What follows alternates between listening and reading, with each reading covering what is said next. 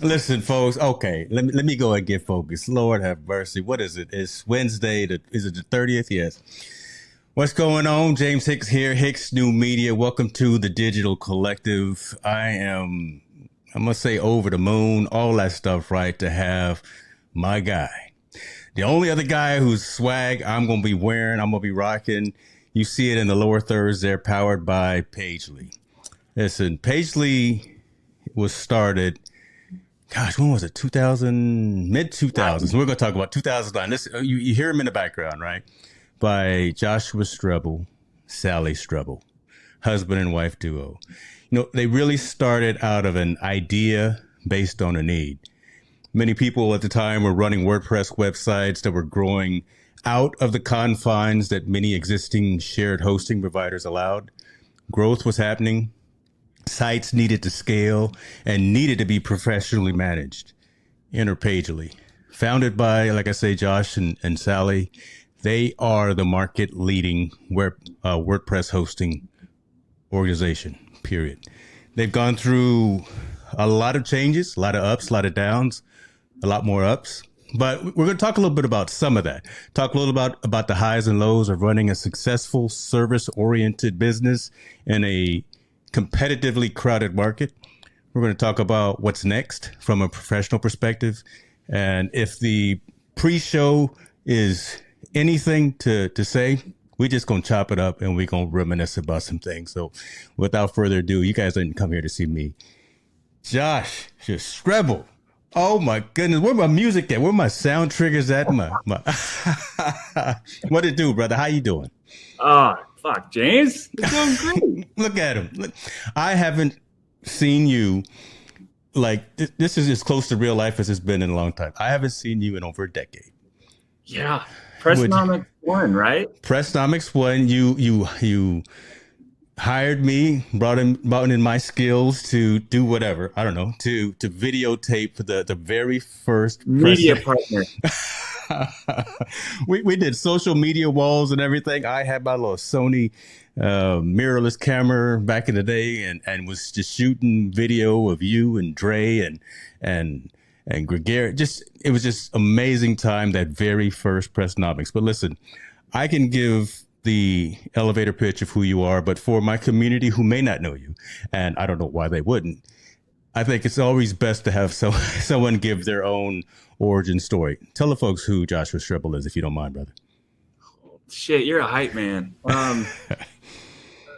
I guess I'm a technologist, according to the title of the show, but frankly, I'm figuring shit out every day. And for 18 years, I've been an entrepreneur.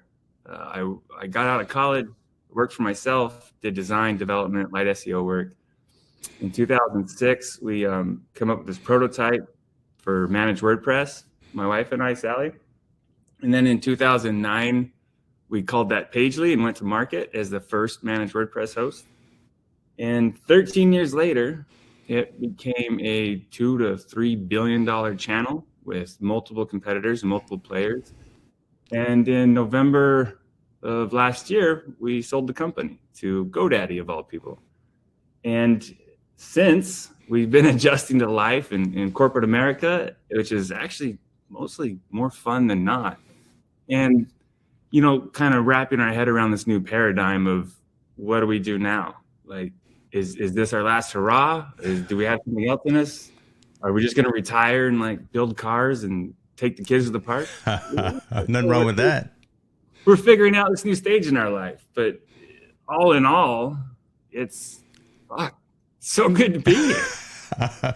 You look great. I mean, look, it's not like there wouldn't be a reason for you not to look great, but again, there's always been that energy. And shouts out to folks joining in, Jeff Madsen, Courtney Robinson. I see a couple of other folks. There may be some of the support people that I've given headaches in the middle of the night too, as well, you know, with my DNS changes, but we won't go into that. I made a admission to Strebel before we went on. And folks, listen, I have literally made the way that I operate, the way that I manage kind of my professional business, Hicks New Media, out of his attitude, out of his persona. So, I just go up and I just go out there and realize that you're not going to get it unless you go after it.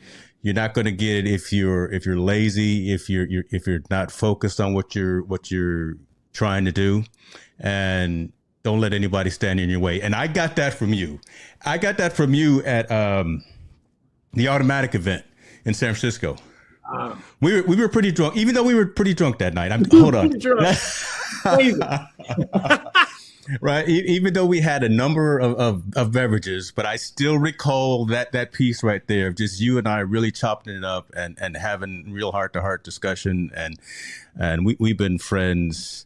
We've been family ever since then. Wow. For sure. So let me do one other legal thing. So one thing that I've done with this stream as well, and I've tagged it paid promotion. I am hicksnewmedia.com, infotainmentnews.net are hosted by Pagely, and they have been providing the hosting to me ever since day one. So I did need to put that out there for the lawyers and whatever things. Conflict of interest. Pretty much, yeah. Make sure there's no conflict so they don't pull us down. Look, if you got a question for Strebel, please put a Q in front of it, because he and I just gonna chop it up. Listen, because we can start talking about Audis, we can start talking about Land Rovers, we can start talking about all kind of stuff that you guys may not be interested in. Talk to me though about that whole motion, right, of going through selling Pagely to someone like a GoDaddy, and just kind of that mental mindset. Why did you think it was time to do that? When it came to being time to do that, what made you know that GoDaddy was the right place to go with Pagely? That you can trust your baby with someone else? Let me start at the end. Why GoDaddy? Because it was the most Strebel thing I could think of to do. Wow. I get that, right? Just from the little monologue that I did just now, I get that. So tell folks what that means. That's pretty good. We'll work backwards into it, right? So what you said when we met, it's hubris. It's a little, you got to be a little crazy. You got to literally be your own self, your own best cheerleader, right? Because everybody's trying to make it. Everybody's trying to scratch it out. And if you're not like being your own best hype man at times and carry yourself in such a way of like as if like I've already arrived, then no one else is going to give that to you. So that mindset just comes from arrogance and foolishness maybe, but it worked. Right. You roll the dice and the next thing you know, no snake eyes. Yes, sir. Okay. Yeah. But if we work back to how we got to GoDaddy, it was that same foolishness that 13 years ago, we came up with this idea that managed WordPress could be better in a managed environment. And people thought we were crazy. Like we got hate mail when we launched because they're like, why are you going to charge me $15 at the time to do something, to install something I could do myself, right? Like I know how PHP works. I know how a web server works. Yeah. Who are you? You're a crook. You're a crook for profiting off of open source, right? That's literally the hate mail I got. But I had the audacity to say, no, this is something cool. This platform, this WordPress thing's pretty cool. And if it was easier to consume, more people may use it. And frankly, there's an opportunity here, right? Because I was a web guy. I knew how to click buttons and install a MySQL database. Right. But not everybody else did. So that's what we focused on. It's like, I think there's an opportunity here to make things easier. And philosophically, Sally and I, we were never going to take venture capital. We thought about it. We had those conversations, but we saw a lot of our joint friends go through that. Marcus Nelson and Gregarious, they did the VC. Well, behind the scenes, as buddies, you hear that it's not always that great, right? And that was enough of a horror story, or 5, for me and Sally to be like, no, we're not going to do this. So over 13 years in this market we created, we had like a year of it all to ourselves, and we got some momentum, we got some product market fit, and we started achieving early scale, and then all the competitors came, and then all the venture capital came, and then it was just like, fuck, now what do we do? Right? I can't compete with this marketing budget this guy has. So we had to learn and adapt. And again, I had the audacity to say, I could charge more for this. I could do it better than the other guy. And so we refined our product and refined our offering to be a little bit more of a prosumer, a little bit more lower mid-market, right? And we'll do better support. Well, then more competitors and more competitors. And the whole time, Sally and I, we're just this little mom and pop shop, and we're kind of swimming among the giants. Yeah. Like, how do we not get crushed? Well, so then we had the hubris again to say, you know what? I'm going to seed the entire low end, the entire mid-market, and we're going to go straight for the enterprise clientele.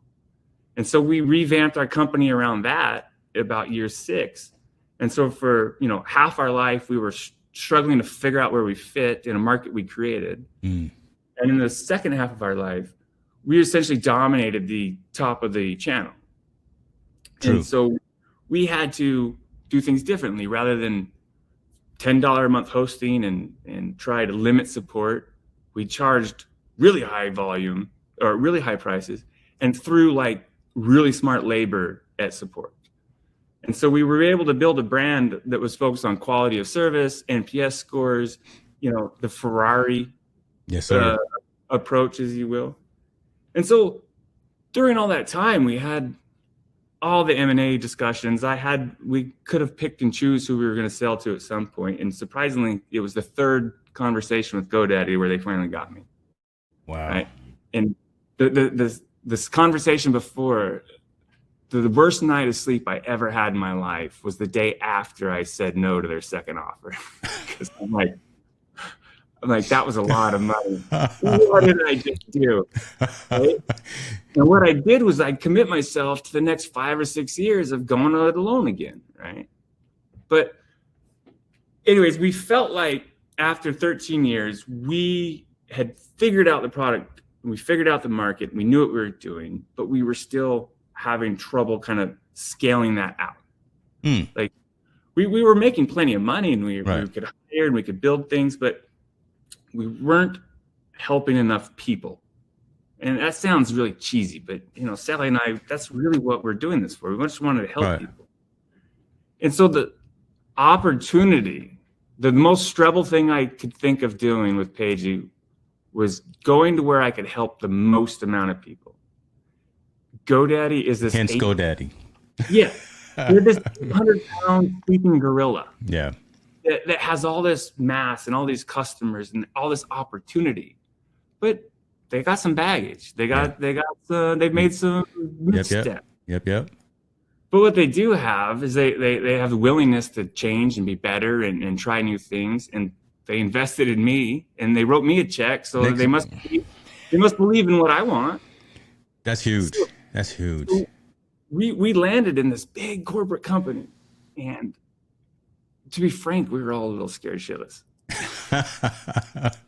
It's been a while since you've been in that corporate conference room where, there's a whole bunch of big cheeses, right? Never. James, I've never had a professional job, ever. I got out of college and the next day started working for myself 18 years ago. This is my first professional job ever.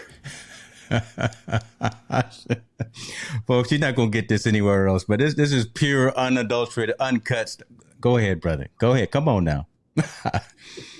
So 51 people that I think we were a fairy tale land. Pagely is this beautiful thing of high impact, high IQ, high emotional IQ, and really like extraordinarily outcome oriented people.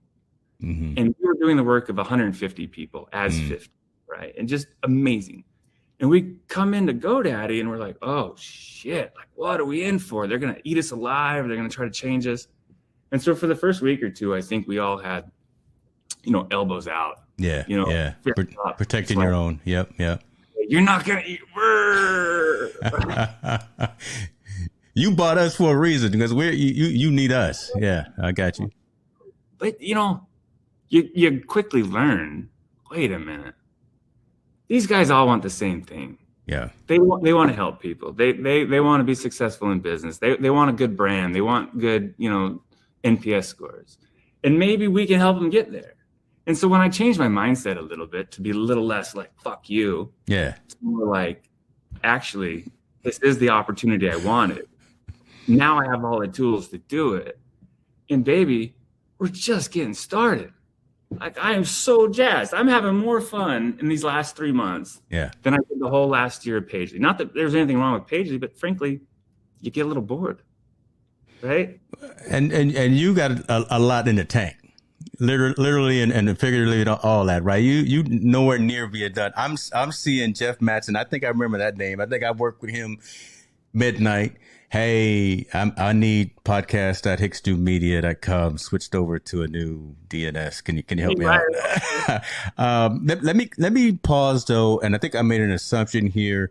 Jim, what's happening, man? You asking what WordPress is, man? Listen, again, I apologize if we flew over that. Yeah, WordPress is probably running a little more than a third of the websites on the internet right now. It is an open source platform that allows content creators to create a blog for either writing content from a textual perspective or even from like a podcast and things of that nature. So almost a third of the websites that you see on the internet right now are running off of the open source platform called WordPress.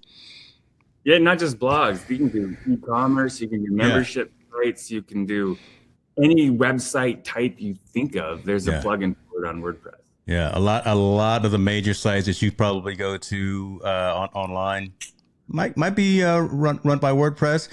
Maybe started out managed by Pagely, and now are probably part of the whole GoDaddy Pagely integration right there. Marcus Burnett's talking about Point plus Skyverge plus Pagely acquisitions definitely show a desire to be different and better than what GoDaddy has been. So that's the elephant in the room, right? Yeah. Like when the news got out that we were selling to GoDaddy, there were so many fucking raised eyebrows. Because I don't hold my tongue. I've been critical of them and everybody else in the space out of hubris that I knew how to do it. My way was the best, and everybody else was doing it wrong. And because you got to be a little delusional, right? Like every Formula One driver already knows he's the fastest, even if he's no one expects to come in at the back of the pack, right? In the back of the paddock. That's true. When you start, even if you're not at the front, you're expecting to win. Yeah. So I mean, and that was my attitude, and it was just kind of like we knew we had it all figured out, but of course we didn't. But they've made several acquisitions over the last year because leadership is aware of the brand affinity challenges GoDaddy has and the reputation that it has. Right. But the really great part is awareness. It's like a 12-step program, admitting you have the problem. So they have the awareness, and now they're putting their money where their mouth is and making the acquisitions to get them forward down the line. Yeah. And I hope everybody at Pagely feels the way I do now that, 3-4 months in, we got the wind at our backs and a green light to do whatever we think is best to help WordPress inside of GoDaddy. And I mean, wake up. GoDaddy is this huge company. They have tens of millions of customers. They have domains, they have email, they have WordPress. When that thing starts working together, and you're the engine behind that. Listen, but come on. So I don't work for Pagely. I don't work for GoDaddy, but I can say this, right? The whole marketing fiasco of when the CEO, whoever was out there shooting wild animals in the safari, that was a bad hit. But society, and especially American society, I say we are forgiving people. So, that has passed, and now the organization is continuing to thrive and continuing to do better. Adding you into the fold to bring in that framework, to bring in that structure, to bring in that enterprise level of support, all the things that you do, or all the things that you did, that is going to raise the bar and raise the level 100%. 100%. It's a new muscle, right? They need to train that new muscle. There it is. Pagely, we're crushing it. We can help them do it more. And, it's such a fair criticism, the elephant thing and the SOPA thing, but that was 3 CEOs ago, believe it or not. I mean, but in internet time, OGs like us, we still remember. Comes off the top of the dome, right? I mean, I didn't even think about that until we just talked about it. I mean, that's just, we've been there. how many of the millennials entering the workforce have any idea about that? None, right? So time is all they remember is Danica Patrick. That's all they remember. Time is helping GoDaddy get past this, and their new CEO is. Oh, see, there you go. Like when people ask me if we met Danica. Folks, none of this is staged. Listen, we just shooting right off the dome. Whoever's running the Pagely account right now, shouts out to you. We appreciate you. You see me rocking the OG gear. I understand there's a new logo action. Strebel. Well, that shirt's older than my oldest son, so I mean, props to you for keeping it so tight and clean. I don't let anybody wear it. My wife, no, she wears some of my shirt. No, hey baby, no, you can't wear this one. No, I won't allow it. It's a girlfriend that steals your sweater back in school, right? Pretty much, yeah, pretty much. I need that back. She's like thanks for a new sweatshirt. Oh, it's my sweatshirt. Yeah, not this one. I'm coming back and get it. Let me ask you something about this, because this has always been a question, and you touched on this as well, about just that premium pricing structure, right? Because listen, brother, I had a handful of competitors coming at me throwing FUD and saying, man, why you messing with Pagely? Come on over here. We're not charging you an arm and a leg and all this, but the consciousness and the forward thinking that you had. Let's just go into that just a little bit more again, because there were a number of ankle biters coming in. I don't even know if they're around anymore. Let me put that out in these streets, right? But just again, and I love the word that you're using, the audacity to actually charge value for the service. Where did that come from? Again, someone who straight out of high school didn't go into kind of any structured training or college training to say, let me. Let's go down this path, that kind of thing. But you just decided, again, I'm going to run this and we're going to do this particular way. What again gave you that audacity to say, no, we're going to charge X, Y, Z more for the product and the service and the functionality that you're getting? Oh, I love this question. Let's see if I can nail the answer here. It's multifaceted. One, look at the economics of it. If a competitor if another host charges you $9 a month or something, and you need to use their support, and you call their support, that guy you're talking to is making 50, 60 grand a year. If you do more than 1 or 2 support calls a year, you've eaten up the revenue of your account. So where is the incentive for that company to give you good support? There isn't, because every time you call them, they're losing money. They're losing a lot of money. They're probably losing all their profitability, right? That doesn't sit well with me. If I'm paying you for a service and you're giving me a support expectation, that's your problem if you priced it wrong, not mine, right? So as a consumer, I still feel I deserve the same level of support. So on an economic level, Pagely is a small company, again, founder run. We didn't have VC. We didn't have gasoline. We could just light money on fire. We couldn't burn money to get to scale. So we had to be profitable on every single customer. Well, how do I maintain my profit margins on support costs? I have to charge enough to include support and some profit, right? So it's a simple math equation at that point. But the heart of it, you get to choose your customer with your pricing. Wow. And I can tell you in a story. This is a real story. Amazon, we're all hosted at Amazon. Amazon had a blip or an outage. And this is a couple years ago. So Pagely's got all these customers, and some of them are old school customers paying $15, $20 a month. Most of that is all customers paying thousands of dollars a month. But when this Amazon blip happened, our support desk lit up. 99% of all those incoming support tickets were the $20 guy. And they were just, oh my God, my fucking life is on the line, right? They have a lot to lose. I get it. It's important to them. But they lit us up. The biggest brands in the world that you can think of, it didn't even register. We sent out a notice later saying, hey, there's this event. This is what happened. This is how we took care of it. You know what the responses were? Thanks for telling me. Thanks for taking care of it. You're doing your job, right? shit's going to happen. I'm glad Pagely was on the clock to make it right. And so you get to choose that customer base. And so do I want 10,000 inbound tickets a day of irate people, like really just like, this is my only $5 and I have to get every dollar or cent of value out of it? Or do I want fewer customers paying big sums of money with entire IT teams that I get to interface with? They're like, oh yeah, dude, server went down. Shit, that happened to us last week. Thanks for taking care of it, Josh. Checks in the mail. Like, you get to choose how you're going to run your business and how you're going to interact with your customers with your pricing. And the third part of it is just simple value based.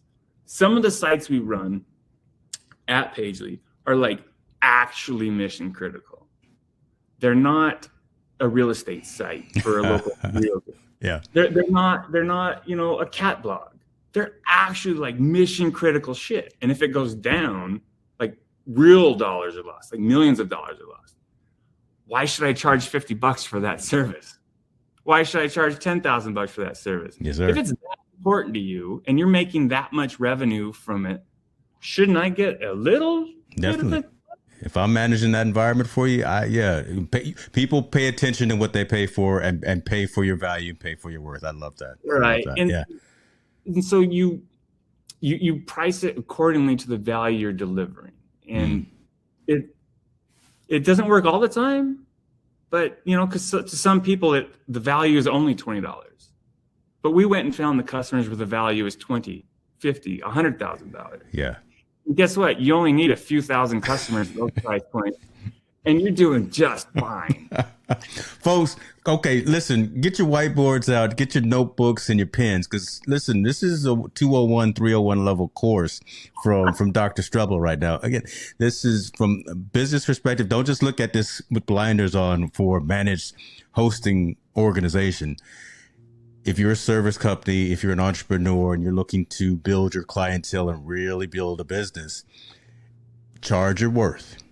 Again, people pay attention to what they pay for. Don't go out there and try to boil the ocean. Be niche down, find what really resonates with your message, find your community, and then scale from that and give that ultimate customer support. Look, sometimes in the middle of the night, literally, I'll have an issue on a site and I'll just have like a stopwatch to see how long it takes. And you fucking timing me? I do time you, and you win every time. Look, in 12 years, you've won every single time. And I'm like, okay, somebody is up at all times of the night. Arizona, shouts out to you, boy, because I don't know if you're following the sun and you got people overseas, but okay, good. But somebody is always there at like 1 a.m. when I need my little whatever taken care of and it's done. Then I send out my tweet and say, thank you, Pagely. Thank you, Josh. Thank you, Sally. Sponsored. Co-branded. Co-branded. And NPS don't lie, right? That's the only KPI I ever managed against. That and profit, like let's not go broke, profitability and NPS. And so for the last 18 months, Pagely has been between 80 and 100 NPS. Go look at the stats. That is industry fucking breaking. You can't beat that. Those numbers are, you got to know somebody to get numbers that high. It's not hard. It's an intentional choice. You just make the business decision to invest in the people to do the work in a timely and quality fashion. And you charge enough to pay those people to do their job. Oh my gosh. NPS, 100, bingo. Come on, man. How did, that's an amazing point that you made there right now. How did the last 17 months when the planet stopped, how did that, if it did, and I wonder if it did really, just because from a service delivery perspective, how did that affect Pagely when we were going through COVID lockdown and things of that? Well, we had some competitive advantages in terms of we were always a remote company. Mm-hmm. So nothing changed from us work day to day. And two, websites are pretty important at our customer level, right? So Crate and Barrel wasn't going to turn off their website over a pandemic. If anything, they were going to invest more into it, right? So we had some operational advantages up front. The scary part though is, you remember early, like March, April, May of 2020, nobody knew what the fuck was going to happen. Yeah. We had a crisis plan. We had like wind down the company plans. We had like, if this happens, this is our next move. If this happens, so that we could like, nobody knew what was going to happen. And I had to be upfront with all my employees. And it's like, guys, we have X amount of money in the bank. Here's our runway. If shit went down and we drop here, we're all going to take a pay cut. If we drop further, we're going to this and this. And we had to map it all out, because fuck, it was scary. So scary. Wow. That means like, it's once in a lifetime. Like nobody saw around the corner. Yeah, you don't necessarily plan ahead for that, but you had to. Yeah, okay. But thankfully, we did that plan. We had the meeting, and then we put it on the shelf, and we never had to use it. And if anything, we actually kind of held steady. And then towards the end of that year, we started powering out. Cool. And most of the tech companies, because of the big move to work from home, we actually did quite well coming out of the second half of the pandemic. We're a small community, WordPress. We're a small community, managed hosting, even shared hosting, I think. So I know folks were watching that and saying, damn, how's Strebel doing this? Did any, and you don't have to say specifically who, but did any competitors, collaborators reach out to you and say, teach me, sir, how to do what you are doing? Not just for the pandemic planning, but just how you've taken Pagely from ground zero to the penthouse, and you're still enjoying the journty, right? That's different. Anyone can. A lot of people can start a company, they can be successful, they can sell, and they can do an exit. But you still got that drive, and you still got that edge about you, to where you're still enjoying this ride. You ask who like maybe approached me for advice, and I would say the right ones did. Okay. Right? Because the minute you think you have all the answers and you can't learn from somebody, you're not doing so well. But there's a couple guys, I don't think it's necessarily appropriate to give them a shout out, but they know who they are. And they hit me up and they're like, hey, we watched you, we're admirers. We're trying to start our own thing in this little niche. Because like you say, riches and niches, right? You can't please everybody. So they found their own niche and they're trying to be successful. And I was more than happy to be like, your mileage may vary, but this is what worked for us. And I'll tell you everything I know. Right? And you apply it and you see if it works for you. Yeah. And they all did well too during the pandemic. So maybe, or even some of these conversations were also years ago. So I think the right ones that knew how to ask, it worked out. Sally and I, on that note, in your life, you have your friends and your family, and we always were amused at the friends or family that would kind of look at us and go like, not how did you do it, or can you show me how you did it, but more like, oh, you must have got lucky or something. Wow. Okay. I was out there too. Okay. Or like, can I have a handout? Like, what's in it for, can I have something? Like, I'm happy to show you every book I read and everything I did and plot the path for you and help you walk down it. But if you're just going to show up at the end of the ride and say, where's your cut? Get the fuck out of here. That's right there, right? Come on, man. Come on. You got to put in some of this work too, right? Don't just expect to get the Cliff Notes after. They're sitting there complaining about their life situation. Like, man, if only I had it as easy as you, Josh. I'm like, bitch, where were you? I was working. Josh was in the data center pulling coax cables and connecting Ethernet. Yeah, look, man. Right. See what Jeff was saying. The ride is the best part. No, living in the process and knowing that it's a marathon. That's crazy, man. Okay. But again, see, that's why we keep our circles really small, because you kind of understand the measure of a human. Especially if you get into business with them, right? You kind of see, how much they're giving as opposed to taking, and you kind of keep certain folks little further down the Rolodex as opposed to, you know.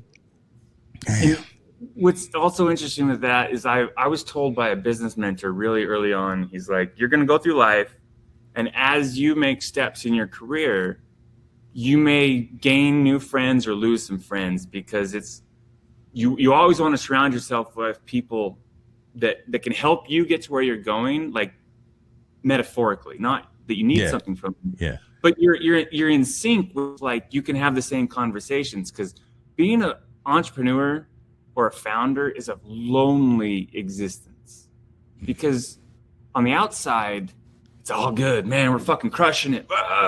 On the inside you're like, fucking payroll, is that guy gonna pay, or I got this employee disagreement issue, or my all the stress. You just get to bottle up, and you can only talk to your other founder friends. And so and sometimes you want more founder friends that are further along the journey, so they can guide you to get there. Got you. So I've found myself over 18 years kind of laddering up friend groups to kind of stay in sync with where I was and where I needed to be. I like that. Still kept the old friends. Yeah. They're still my friends, but you get less and less in common with them, especially with your family, because your family tends to stay static as you move, and that distance gets greater and greater. And unfortunately, you have less and less in common. That's a weird trade-off, right? I mean, and again, I'm not going to say I'm not at the same level in terms of, you know, the X's and O's, but I could just imagine that, again, as you progress through that continuum, it just, it changes, right? You get it too, though, James, right? Well, you're a hustler, you're a podcaster. Brother, look, we out here doing it. I'm trying to be humble on the live here, but you know, we out here doing it. GoDaddy hasn't called in. What's up? Hey, Dre, where you at? Dre Amada? I'm sorry. Sorry. Fucking Dre. I'm gonna have to cut that out. Dre.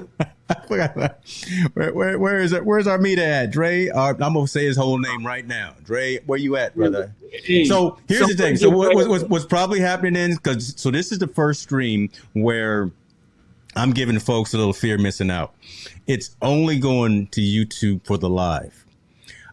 12 hours after the live, I'm going to shoot it out to all the other platforms. So I told folks, be here so you can engage and interact with Strebel. If you're not here, sorry, 12 hours after, it'll go out to Twitter and it'll go out to Facebook and all that. So maybe he'll catch it 12 hours later. So he's gonna have some FOMO too. His ears are burning. I can only imagine. So yeah, there's a little insight in terms of what I'm doing right now. This is the very first one to where it's just going centralized to one location for the live, for the engagement piece. So, what you driving now? Are you enjoying your podcast career? Because you've been crushing it for a decade. Man, listen, let me tell you. I appreciate you, brother. Listen, I am creating content that hopefully and appears to be rising above the noise, right?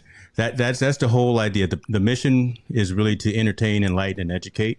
And as long as each session does that, regardless of what the subject matter is, and it's above the noise, I'm not just talking about the same old static and madness and mess, and I'm making you think, bringing about even awkward conversations. Last night we talked at length about the Will Smith, Chris Rock thing, right? We talked about the slab, right? And we talked about it on you were at the Oscars. You got to see it live, right? So yeah, and I was there, right? So, but we talked about it on my sports show, which is the social impact of sport, and how that intertwined with sports was the fact that, you know, Serena and Venus's dad was the one who Will was there anyway for it when so kind of intertwined with that. But that's the conversation. So yeah, long answer short, brother. I'm enjoying the process too. All I want to do, turn these lights on, press record, get somebody cool on the other end of the line, and just chop it up. And I've been waiting 10 years for this one. This one right here. Been waiting 10 years for. When you find your groove, though, like, God, it just feels good to do it. Yeah, and finding the groove, finding where. It's obviously monetization is a huge piece as well. Listen, folks. Don't let anybody tell you that they're not focus on the financial aspect of it as well, right? Paid. If you're just trying to do what you want to do in life as a hobby, that's fine. That's cool too. But if you want to really be a business, then you got to have that aspect. You got to have that plan turned into a goal, and you got to now the stream is going in a whole different direction. But got the financial piece taken care of, got the process dialed in, got the workflows dialed in, hosted on a phenomenal platform. Did I throw another plug in there right quick? Man, where's my lower third right there, folks? Powered by. I saw you assembling the show in the pre-show, like you're building it live basically, but then run 5 seconds later or something. Yeah. Well, I had to get you right. See, I mean, I had to get you make sure that you looked your best. I didn't want Sally to come back and call me tomorrow morning and be like, Josh wasn't. James, you did my boy wrong. Because I think she sent me a message one time a number of years ago after one conversation that we had. It was a good one, but I'm not.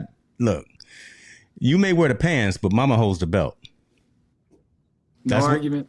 That's what I say in this house. So I'm just gonna leave it at that, right? No argument. Yes. You should have heard my attorney. He's been our longtime attorney for a long time, and it was so funny. We'd go back and forth on client negotiations as Pagely, and he'd ultimately come down to the same thing. Say, Josh, you know the risks, you know the liability. It's a business decision. What does Sally want you to do? Dude, that's true. There's no exaggeration there. That's true. That's how she hasn't changed the locks on the front door right now, right? But like it sounds, the muckety muck, like my wife. It's coming from a place of such genuine respect. Like this woman is so fucking smart, and she fills so many gaps in my repertoire. Where okay, I'm gregarious and I have outgoing and humor. She's a little bit more reserved. We balance each other that way. Yeah. But big vision shit. She's very operational. So we were great co-founders because I could come up with a great idea, but I couldn't tell you how we're going to do it. But she would bust out spreadsheets and fucking plans and boom, boom, boom, and she'd execute it. So I just think that's worth noting that it's not typical husband, wife, it's genuine respect coming out of me. I love it. And I've seen that literally since day one. And even just that dynamic of being able to have a husband and wife team be successful through that long period of time, go through let's talk about, okay, I'm all confused. I'm not even looking at my notes. Forget the notes now. I started to ask you about your car, but I'll ask that in a minute. Sally threw everything together for Pressnomics. One, you were just there to look good, be on stage and walk around and shake hands and kiss babies. Yep. That first event, so are you still doing Pressnomics? Are you still doing in-person conferences? She did the same thing 6 more times. So we've had 7 of them. And every time she did all the work and I showed up and shook babies. But we haven't had one since pre-pandemic because it's a different world now. And we just it's such a personal, intimate event. Yes. Yeah. You want to bring people close together. And I just don't think everybody's ready to be close yet. We're getting there. So I'm going to drop this right here, right now. Let me sit up straight because I've told 3 people this, right? So here is some midterm strategy for Hicks New Media, what we're going to do. I don't know if you've seen you're on the Digital Collective right now, Enterprise Tech Talk. I have another series called Perspectives in Focus. You could have been on that one too. And that's talking about, the people, the industry, and the technology that are doing positive things within society.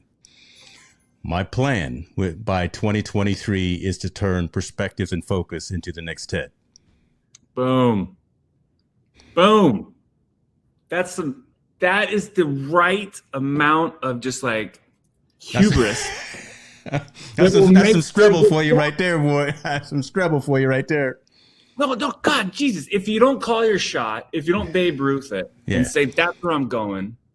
Look, universe, that's where I'm going. And then you do the work to get there. you'll never arrive if you don't call the destination early. So good on you, man. However I can support you, I'll tweet to my 5 followers right now. I'm gonna need you there just to, I don't know, be my yin into my yang, just to make sure. But that's the goal, brother. I'm trying to take this global and have those in-person conversations when the world does finally open up, and really just mimic and exceed the success of something like a TED. So perspectives and focus, y'all look out for 2023 is going to be the first event. It'll probably be here in Northern California. Then I'll bring it to Arizona. It's too hot over in your neck of the woods, brother. I can't just unless the kids will let me get into the pool, because every time I see pictures of the kids, they've commandeered the entire pool area. Talk to me. Isn't that what kids are supposed to do? Like, man, my 2 boys, they live a charmed life. They are the apple of their mother's eye. They're well behaved. They're well taken care of. They got a pool. They got bikes. They got basketball hoops, and they use them. I'm jealous of my own kids. I wish I had all that shit when I grew up. You still building go-karts? And I don't even call it go-kart is kind of, I shouldn't have said it. That's a bad misnomer too. I mean, you build some things. It was a good go-kart. You talk about it. I'm gonna pull up the IG page and find a good picture that I can show. Talk about it. It was in the pandemic, and we had just built when we built the pool, we also built a shop, because I am into cars. And yes, so sir. I built a shop. We're gonna talk about that. Yes, sir. But here's a dad hack. If I wanted to go out in the garage and have goof off time, it was easier if I brought the kids with me, right? Yeah. Because the wife is, of course, like, what are they gonna do? Okay, I'll get a project for all of us.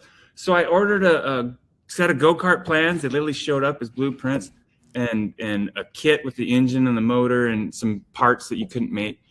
And then we all got in the car and we went down, and there it is. And we bought all the loose steel. And so over a course of 3 or 4 months, I worked with my kids. We cut the steel, we welded it together. Like I got video of them with the fucking visor on, and they got to choose the paint, and we did all the assembly, and we put it all together, and we ride the shit out of that thing all around my neighborhood.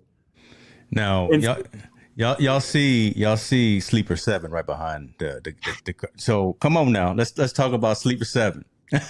Well, every dad deserves a dad mobile with 700 horsepower. It's requirement. It's mandatory at this point. Gotta have it. Look, you see the logos behind me, right? You see I'm all EV. You see the S there, and you see the Y. But I understand you like to have a little rumble in the jungle when you start the car in the morning. And it's a 4-seater, so it hits the dad requirement. I used to put car seats in it, right? I do groceries and school runs in it. And on the tune that I put on it, because I did the turbos, the downpipes, the cats, the suspension, all that. But on the tune I put on it, when it's in race gas, it'll just barely touch 700 horsepower. But I cruise it around on the normal tune at a modest 605 horsepower.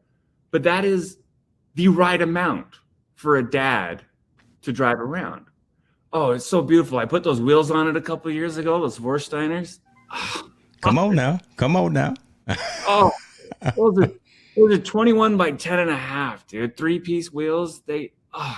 I just like looking at it. And speaking of Audis, I am so sad because I sold the company goal was to buy an Audi R8. Right. And so I ordered it.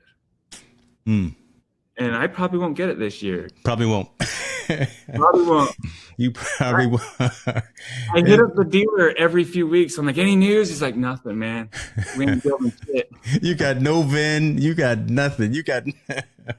It's not even on the board yet. You're like, Strebel? No. Yeah, no. He's 2023 now. I chose this color called Meteor. It's from Bentley. Okay. And it just happens to be the exact color of Sally's eyes. Just a coincidence, but it's going to look so stellar. Cool points right there. In the shop right now, I am building a 1970 Bronco. Okay. And this is the supply chain problem with that is we bought a used Bronco, and I tore it all down. You can find some video on my YouTube channel. We tore it all down, and I ordered. I don't want to be shitty here. I ordered tens of thousands of dollars worth of parts. The man puts everything into everything that he does. There's another lesson right there. Business 201 level right there. All in.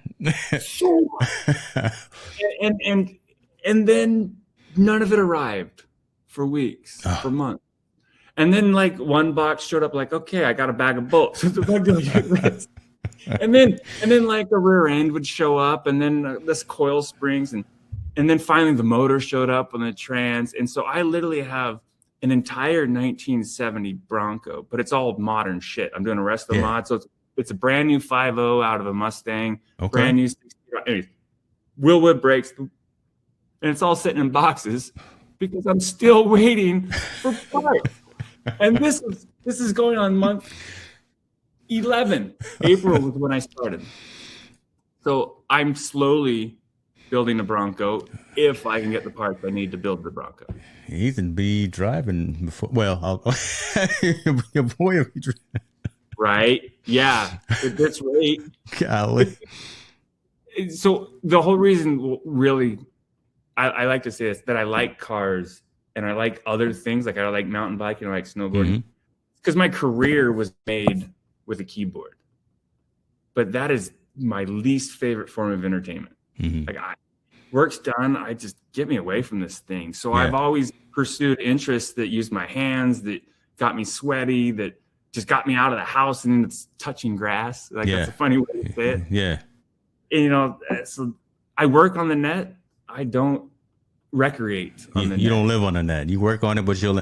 And again, I try to bring it back to the concepts of the story. So you see how I set you up here, right? How you're falling into the traps here, and perfectly though. Do what you do from a professional perspective, but have that work-life balance, right? Don't, again, work, like Strebel says, you work on the net, but you don't have to live on the net. Get outside, get some exercise. I always say movement is medicine, right? So get out there and get some of that going too as well. Let me ask you this, brother. You got a lot happening, and at period, exclamation point, ... all that. What's next? What's next from the professional side? What's the next goal? I know we kind of talked about, you know, what maybe you'll do, and the venture with GoDaddy is still relatively new, but what's next on that side for the Inc. LLC or whatever the case may be? What's the next thing for the Strebel household? That's a fun two-part question. On the professional side, this is my last hurrah.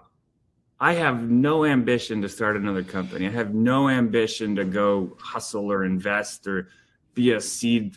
None. This is it. GoDaddy is going to get the last hurrah of Strebel, which means I get to throw myself at it with full abandon. Because what are they going to do? Fire me?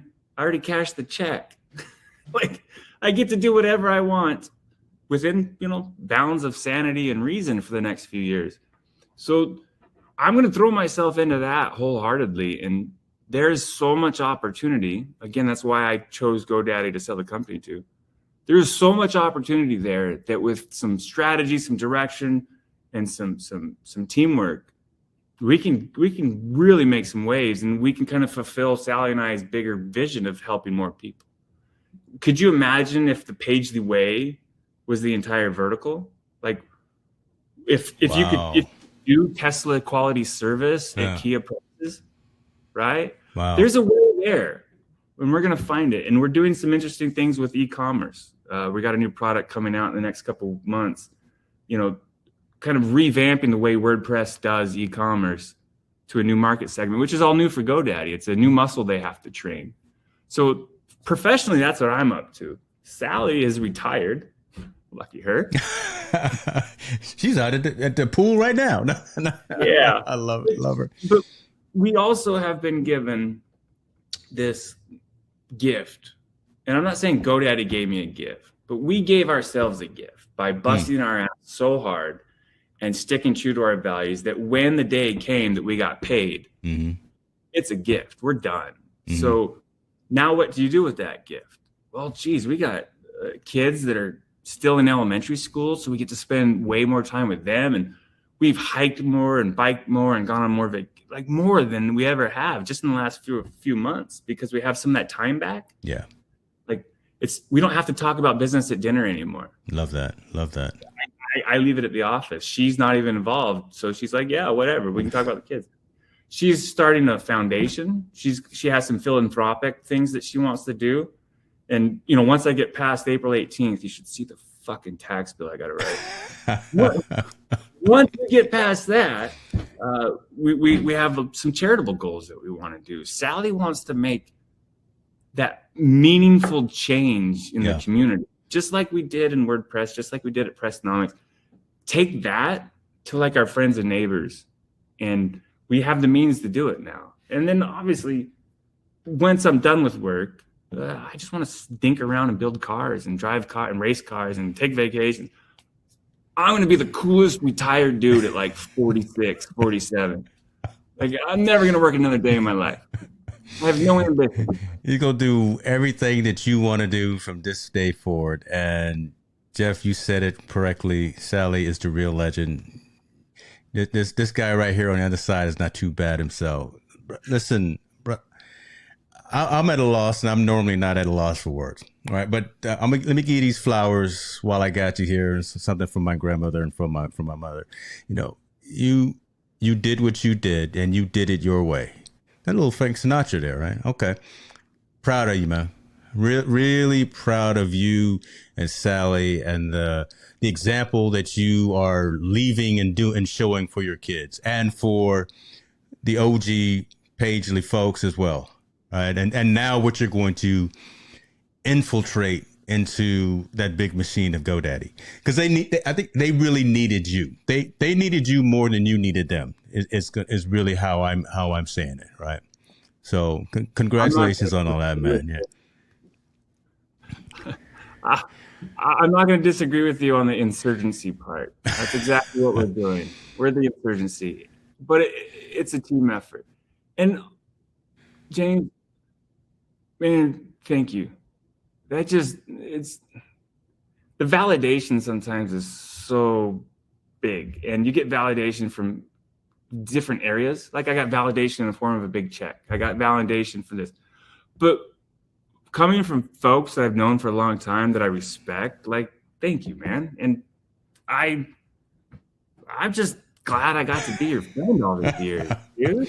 Brother, day one, listen, day one, you and me, we toasted, we sat and we rapped and we talked and planned and strategized, told a few lies, told a few jokes. And it's just amazing to see what has happened, what's still going to happen. Give my love to the boys.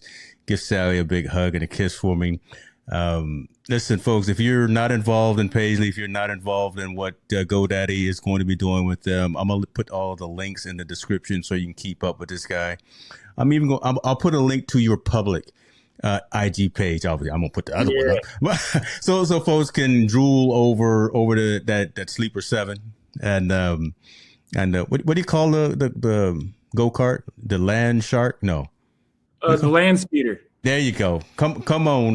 Was it Luke Skywalker with the land speed? Dude, it's so dope. We put LED lights all over the bottom. I can't do it. Right? You can turn it on. It's all like blink, blink, blink. Oh, good. Like Marcus is saying, I think maybe we call Elon. I could see you over at SpaceX, just running something. Hey, let me talk to you guys about how to really deploy this internet across the globe in balloons. Yeah, we could see you doing something. I know dick about that. I know nothing. You fake it till you make it. You got the audacity to act like you do, though. See, you fuck with me, James.